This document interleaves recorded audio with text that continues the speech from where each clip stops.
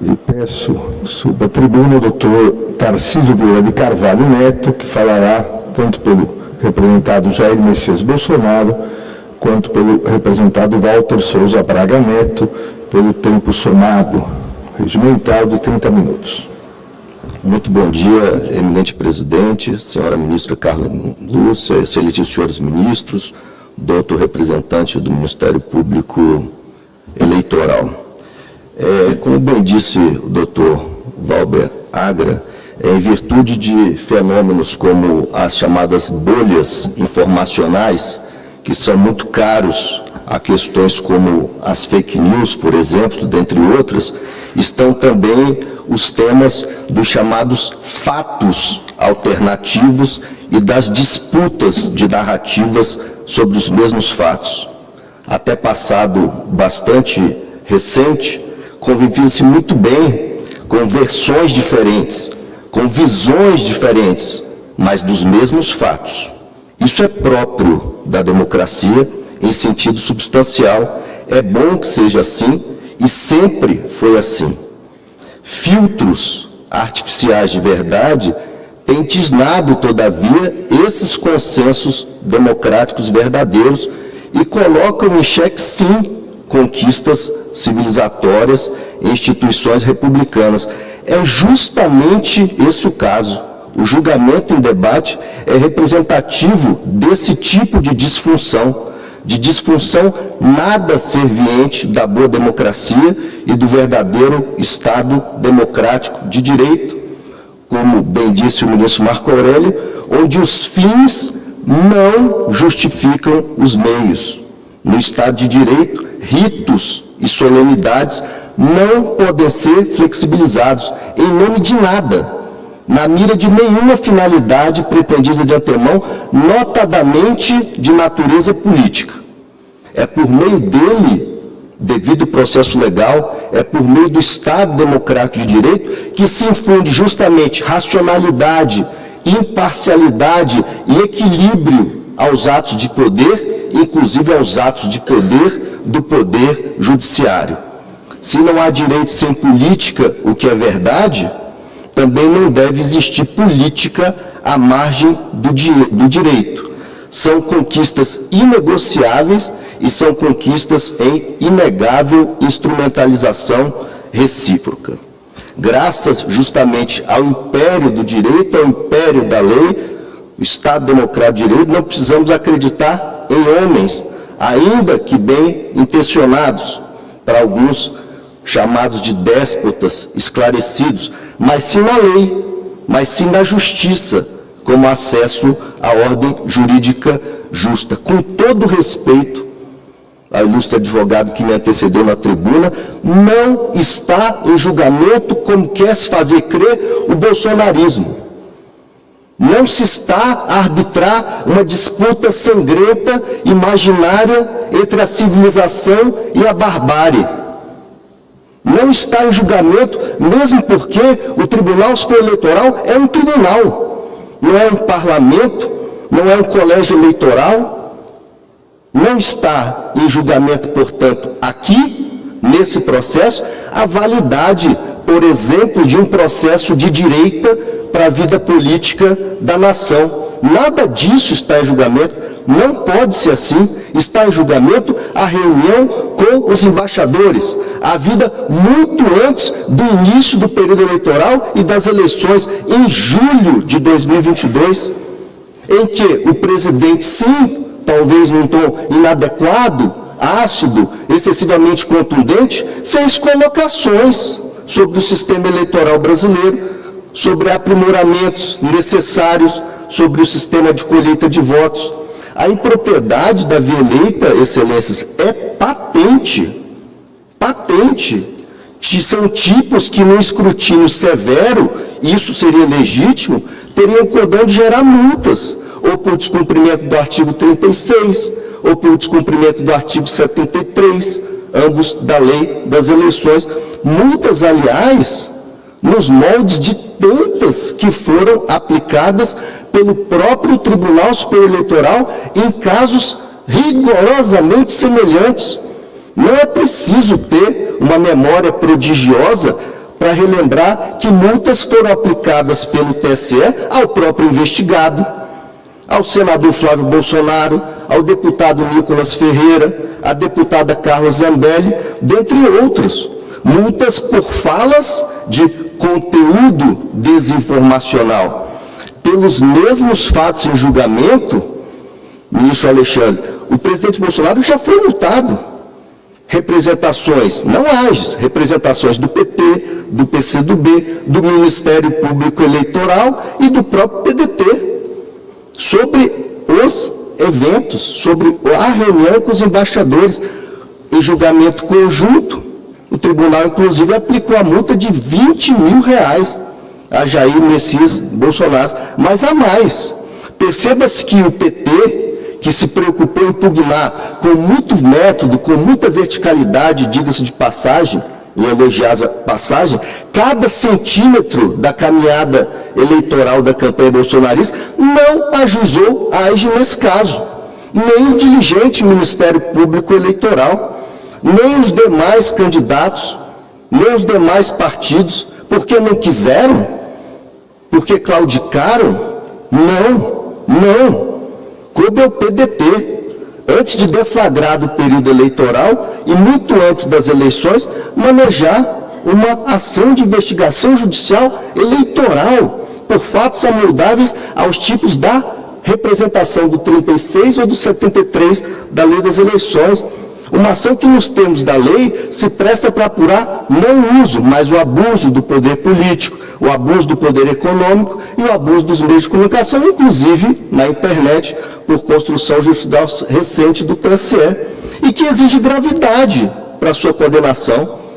Todos nós aprendemos que, em direito, o nome que se dá às coisas é totalmente irrelevante. A natureza jurídica das coisas não advém do nome. Uma reunião com embaixadores é uma reunião com embaixadores. A vida em prédio público? A vida em prédio público. Em que mês? Em julho do ano eleitoral, eleições em outubro. Isso não traduz uma base fática suscetível de apuração em ação de investigação judicial eleitoral. Se o presidente queimou a largada em matéria de propaganda, que se lhe aplique a multa do 36. Se o presidente fez uso indevido de um prédio público, que se lhe aplique a multa do artigo 73 da Lei das Eleições. Mas o PDT, numa espécie de esquenta eleitoral, como naquelas escaramuças que antecedem os verdadeiros combates, optou pela AGE, como se houvesse discricionariedade técnica no trato dessa matéria. Como se fosse possível tergiversar com a tipologia das ações eleitorais e com a cientificidade desse ramo do direito eleitoral. Eu não creio, sinceramente, ter havido um erro. Não creio. O que se deu na espécie foi o uso indevido da justiça eleitoral como plataforma política de propaganda antecipada, de acesso artificial à mídia, como forma de catapultar uma candidatura cambaleante, que jamais decolou, como vitrine eleitoral, aqui sim, em flagrante desvio de finalidade, no uso da ação e batendo as portas do Tribunal Superior Eleitoral. Uma ação impostora, uma ação eivada de falsidade ideológica, uma ação totalmente fadada ao insucesso. Talvez por isso, diante desse fracasso iminente, desse retumbante insucesso anunciado, sobreveio o uso desesperado de uma espécie de boia de salvação, materializada numa injustificável alteração da causa de pedir, como se as ações eleitorais fossem buracos negros, como se as ações eleitorais tivessem causa de pedir aberta, como ocorre no processo de controle concentrado de constitucionalidade. Era uma investigação para apurar a rigidez jurídica de uma franciscana reunião com embaixadores. Não tem absolutamente nada de uso de aeronave. Tem café, pão de queijo, sanduíche, suco, tem nota fiscal de R$9 mil. Em prédio público, sim, mas para tratar dentro de um diálogo institucional forte, confesso, ácido, desinibido, tratado com a Justiça Eleitoral, que semanas antes fizera uma mesma reunião com os embaixadores, e que depois do evento do presidente Bolsonaro produziu uma nota pública dentro de um diálogo institucional público sobre um tema que numa democracia substancial não poderia ser tabu. Numa nova narrativa, então, muito diferente, muito inventiva, falaciosa, com o devido respeito, aquela simples reunião de julho do ano passado passou a ser tida como o acender de um rastilho de pólvora que redundou na lamentável explosão dos atos do dia 8 de janeiro. Incidente lamentável, mas há 3 dias atrás, o atual ministro da Defesa do governo petista, que é um homem lúcido, esclarecido, o ministro Zé Múcio, já disse: esse evento não teve um grande líder, não teve uma liderança identificada, está em todos os jornais isso. Introjetou-se, ministro Floriano, a fórceps nas vísceras desse processo original, que cuidava de um assunto diverso, um corpo estranho, tumoroso.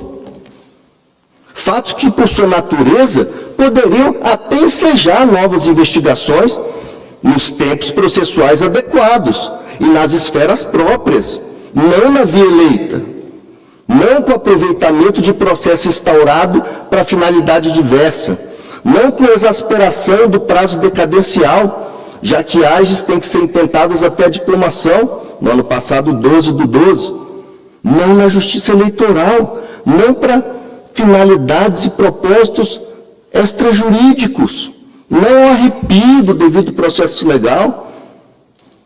No devido processo legal são os meios que justificam os fins, não para colocar fim eleitoral em Bolsonaro, no bolsonarismo, ou mesmo para varrer do mapa político um projeto de direita para o Brasil. De acordo com esse desenho inicial da causa, a defesa, ministra Carneiro, ofereceu contestação, produziu provas, e a causa de pedir delimita o contraditório. Isso não é uma questiúncula, isso é uma questão constitucional. Trata-se de assegurar o contraditório e a ampla defesa com todos os meios e recursos a ela, ampla defesa, inerentes. Não havia alteração da causa de pedir, e com a contestação, circunscrito o contraditório, demonstrou-se que na conduta dos investigados não há traço de abuso do poder.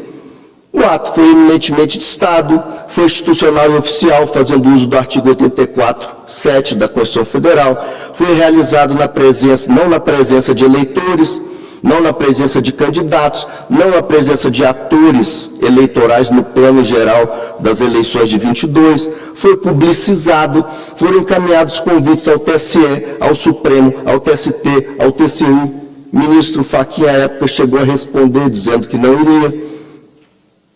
Foi despido de gravidade, notadamente para os fins alusivos a esse tipo de ação que a AGE e o ministro Benedito, no dia 8 de dezembro de 22, Sua Excelência acabou de pontuar isso no relatório, proferiu uma decisão de saneamento, de organização do processo,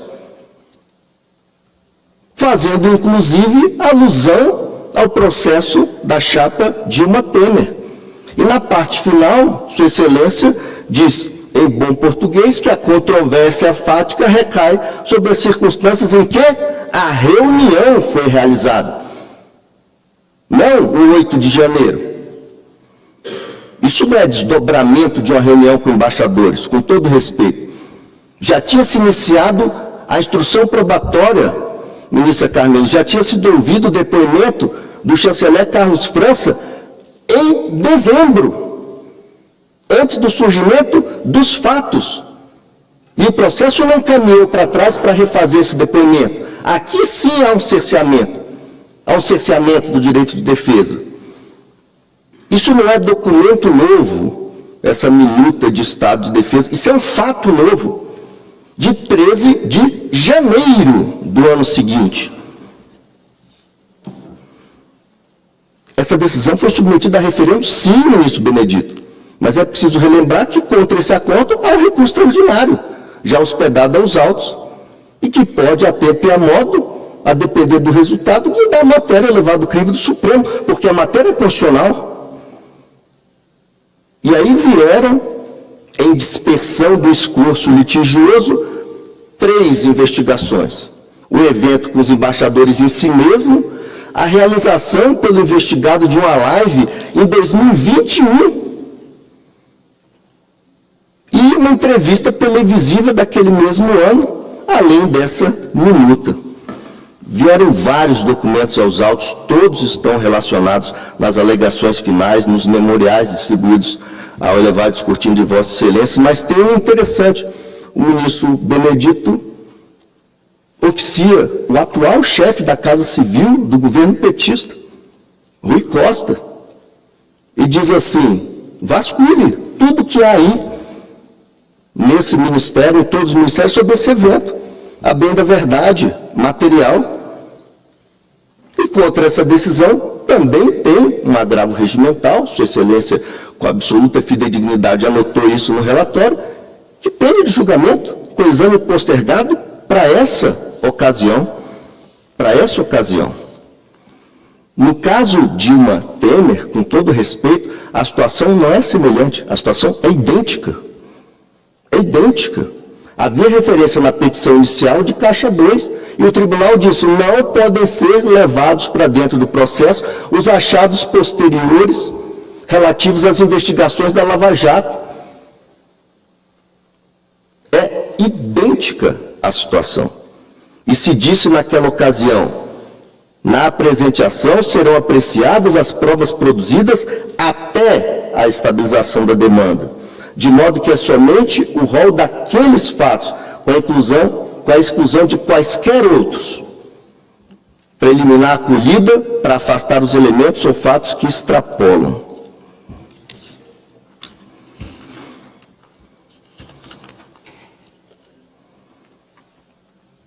O que houve nessa reunião, eminente presidente, senhores julgadores? Essa reunião nem de longe ostenta um caráter eleitoral. Essa reunião ostenta uma reunião de caráter diplomático. Como se viu, semanas antes, o Tribunal Superior Eleitoral convoca embaixadores, presidido à época do ministro Fachin, e faz uma exposição do que entende ser o discurso adequado para a justiça eleitoral. O presidente, e aqui se fez referência a diálogo institucional por isso, não num diretório partidário, em evento oficial, constante da agenda oficial, chama os mesmos embaixadores, chama o ministro Fachin, para fazer uma espécie de contraponto institucional. Se o presidente é habilidoso ou não é habilidoso no vernáculo, isso também não está em julgamento. Tudo a demonstrar que se tratava, como se viu, de um ato típico de governo.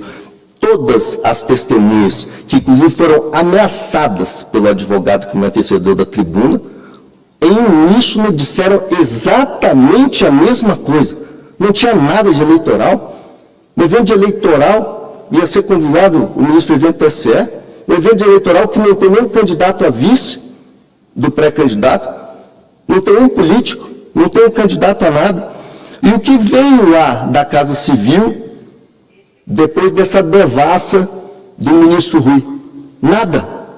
Convites a embaixadores, convites a autoridades nacionais, selos, envelopes, respostas e confirmações de presença, ofícios circulares internos. Não tem nada de uso de avião da FAB, eu não vi nada disso no processo, e eu li muitas vezes. Assim como é fantasiosa a inicial, é fantasiosa a narrativa oral que acabei de ouvir. O discurso do presidente dizia, dentre outras coisas: nós queremos corrigir falhas, nós queremos transparência. O TSE, 2 ou 3 dias depois desse evento, publica uma nota pública que foi apresentada como resposta ao teor da reunião. Globo, Portal UOL, Revista Isto É, Veja, Metrópolis, SBT, Correio, dentre outros. Se alguma gravidade havia, do ponto de vista eleitoral, que se admite apenas para argumentar, essa providência acabou com ela. E aquela liminar que tinha sido concedida pelo tribunal que proibira a repercussão do evento, deram um tiro de misericórdia nessa imaginária gravidade que aquela conduta pudesse ostentar. O Tribunal Eleitoral, no âmbito das duas competências, da administrativa e da jurisdicional, fez se esfumaçar a gravidade alegada na petição inicial. A autora, com todo respeito, sem nenhum pudor, junta esse documento apócrifo, impertinente, sem qualquer conexão com a lide. Os achados que vieram do Supremo, o ministro Alexandre pode me corrigir se eu estiver errado, contém, por exemplo, a perícia papinoscópica sobre esse documento, dizendo assim, não é assinado, não é datado, não é posto de identificação, jamais foi tocado por alguém que não o escrivão da Polícia Federal, que fez a diligência e não se ocupou de colocar nem luva de látex, e a advogada que acompanhou a diligência. São as duas digitais que estão nesse documento, que nem merece o nome de documento, porque não é identificado, não é datado. Chegaram a dizer, Tarcísio, você tem participação? Não, tem até erros de português, ministro Carminho. É um documento risível. É um documento que foi parar na casa do ministro Anderson, não saiu de lá, e não teve propósito outro senão ir para o lixo. E nunca foi publicado, e nunca foi aplicado o artigo 136 da Carta Política Maior, convocação do Conselho da República, Conselho de Defesa. Vejam, houve quebra da cadeia de custódia, o documento é inútil, e inútil, inclusive, para o que ele pretende insinuar. Aliás, pelos mesmos fatos, ministro Cássio, a doutora Lindora, vice-procurador-geral da República, pediu o arquivamento da investigação pelo âmbito criminal, pelos fatos do 8 de janeiro, processo da relatoria do ministro Fux. Esse documento nunca foi publicado. Não há lastro jurídico para retirar dele nenhum efeito, muito menos eleitoral, retroativamente a julho, para corroborar o discurso de que lá em julho o presidente acendeu uma tocha olímpica que aparece lá em janeiro. Em relação ao Walter Braga Neto, a injustiça é ainda maior. Não tem nada descrito na petição inicial, a não ser o nome dele na composição do polo passivo da demanda. A acusação não se preocupou em produzir uma linha, ele não participou do evento. Está correto no ponto o parecer do Ministério Público. Não faz o menor sentido declarar a inelegibilidade desse candidato a vice quando essa sanção é personalíssima. Ainda sobre a gravidade. Tentativa de golpe. Tentativa de golpe. Conectada à reunião com embaixadores. Essa pretensão não dependeria de discursos outros que não os de descrédito da justiça eleitoral? Alguém que pretensamente vai praticar um golpe, vai se preocupar em perder tempo em desacreditar a justiça eleitoral? Em disputar eleições? Longe de estimular quaisquer insurgências após o resultado do pleito, tampouco liderá-las, o investigado entabulou sepulcral e prolongado silêncio nas redes sociais, em evidente recolhimento, tendente a digerir o insucesso eleitoral. numa espécie de ressaca eleitoral, prova cabal da aceitação do resultado eleitoral, apesar do natural descontentamento. No 8 de janeiro, Sua Excelência, o ex-presidente, estava internado no hospital nos Estados Unidos. Liderou a baderna, o quebra-quebra do dia 8 de janeiro, estimulou isso. Nada disso aconteceu. É inverossímil, totalmente inverossímil, essa narrativa de golpe de Estado. O que houve foi, sim, um debate lá na reunião de julho, e é isso que está em julgamento, legítimo, salutar, em torno da necessidade de aprimoramentos constantes do sistema eletrônico de votação. Talvez com verba imprópria, sim, mas substancialmente é isso que ocorreu. Proposta de melhoria na sistemática desse sistema eletrônico de votação. E a questão do voto impresso, presidente, não pode ser tabu. Foi objeto de uma proposta de emenda. O professor Paulo disse isso. E veja, uma emenda, que não é com a sua maioria absoluta, mas é com a sua maioria simples.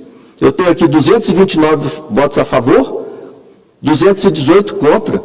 Porque houve a rejeição no Congresso Nacional de uma proposta de emenda, esse é um tema proscrito do debate público, quando a maioria simples dos congressistas já sufragou esse entendimento, quando já vigorou até a suspensão liminar pelo Supremo, em processo da lava do ministro Gilmar, a DI 5889, a Lei 13.165 de 2015, quando ensejou essa lei por parte do tribunal, licitações que foram realizadas, estudos técnicos em profusão.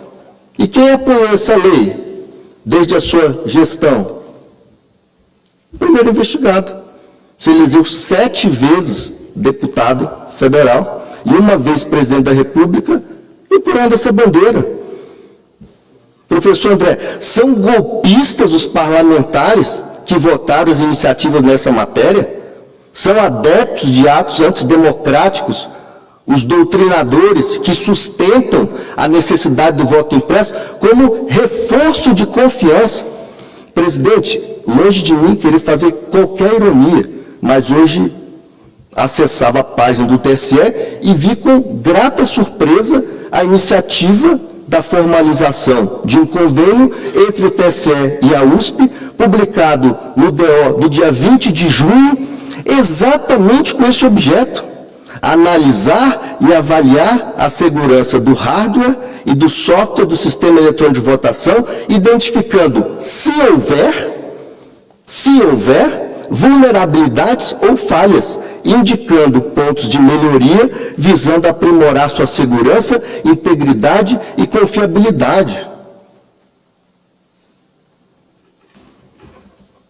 O discurso do investigado nessa matéria, Excelência, vai ao encontro do que pensam milhões de brasileiros que, certos ou errados, não tem nada de golpistas. E mesmo entre os que não gostam do discurso, há brasileiros honestos e leais que dizem: o discurso pode evoluir. Na linha de outras questões muito caras à democracia, é exatamente nisso que reside a liberdade de expressão. É nisso que reside uma das máximas expressões da liberdade, que é a liberdade de expressão. Já se atribui a Voltaire aquela famosa frase: posso não concordar com nenhuma das palavras que você disser, mas defenderei até a morte o direito de você dizê-las.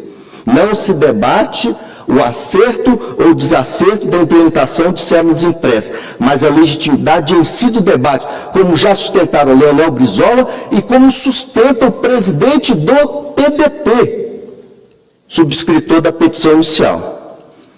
Excelência, que esse caso não se transforme, não reproduza as injustiças de um erro judiciário, como se deu no caso de um outro capitão, que é o capitão Dreyfus, na França, que na pena de ouro de Rui Barbosa se tornou um dos maiores erros judiciários da história, ocorrido em tempos embaraçosos da Terceira República Francesa. Um caso que, segundo Rui Barbosa, foi baseado em documentos falsos, em manipulação de provas, em revanchismo e imparcialidade da imprensa, em controle da opinião pública, dentre outros, e que configurou ainda, entre aspas, nas palavras de Rui Barbosa, uma vindicta individual, uma condenação rancorosa. Com base nessas considerações, agradecendo a distinção e atenção da Corte, os investigados reiteram o que vertido nas alegações finais. Muito obrigado, presidente.